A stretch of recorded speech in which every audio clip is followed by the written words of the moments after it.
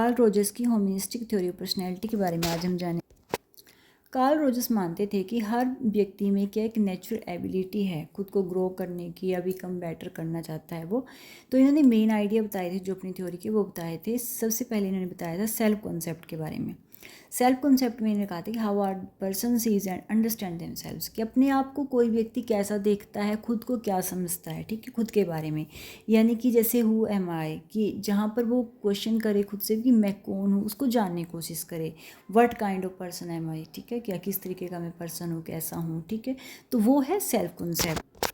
Second हमने बात की थी आइडियल सेल्फ की। सेकेंड जो पार्ट होता है हमारी पर्सनैलिटी का वो है कि the ideal self is the person someone wants to become, कि जैसा हम बनना चाहते हैं लाइफ में, ठीक है।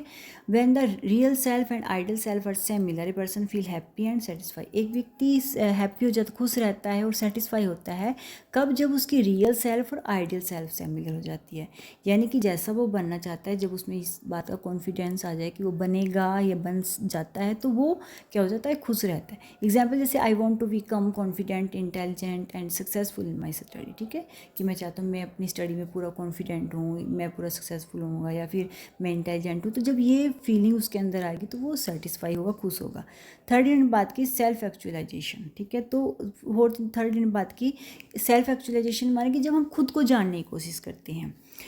Rogers believe every person wants to achieve their full potential and improve themself, कि हर व्यक्ति चाहता है, कोशिश करता है कि अपनी जो फुल पोटेंशियल को अचीव करना चाहता है, जितनी उतनी उसमें कहते हैं ना है कोशिश, मतलब कि जितनी उसमें पोटेंशियल है वो सब उसको अचीव करना चाहता है और अपने आप को इम्प्रूव करना चाहता है।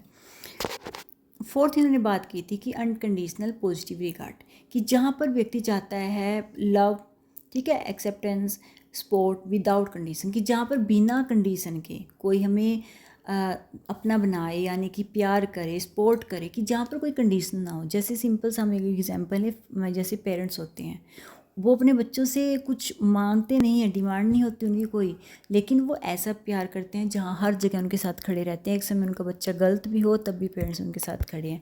तो वो होता है जहाँ पर कोई कंडीशन नहीं रखी जाती, ठीक है। कई रिलेशन होते हैं हमारी लाइफ में, ठीक है, हस्बैंड वाइफ का होता है, कई रिलेशन होते हैं जहाँ पर हम एक दूसरे से चाहते नहीं कुछ, लेकिन फ्रेंड का भी कई बार अच्छे रिलेशन होते हैं। तो वहाँ पे कि हर व्यक्ति चाहता है कि एक ऐसा रिलेशन कि जहाँ पर कोई डिमांड ना हो, कंडीशन ना हो, ठीक है, ऐसा प्यार।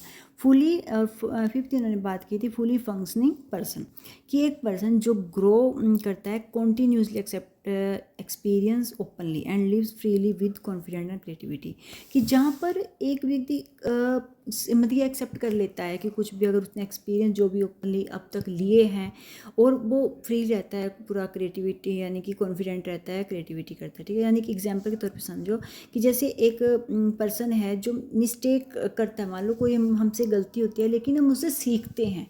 जहाँ पर हम अगर गलती कर रहे हैं लेकिन हम उससे लगातार सीख रहे हैं, ये नहीं है कि हम बैठ के उसे सीख के आगे बढ़ते हैं, ठीक है। तो ये इन्होंने कहे थे कि जो पार्ट होते हैं हमारी पर्सनैलिटी। अगर आपको मेरे नोट्स अच्छे लगे तो प्लीज़ लाइक करना, सब्सक्राइब करना। Thank you for watching my video.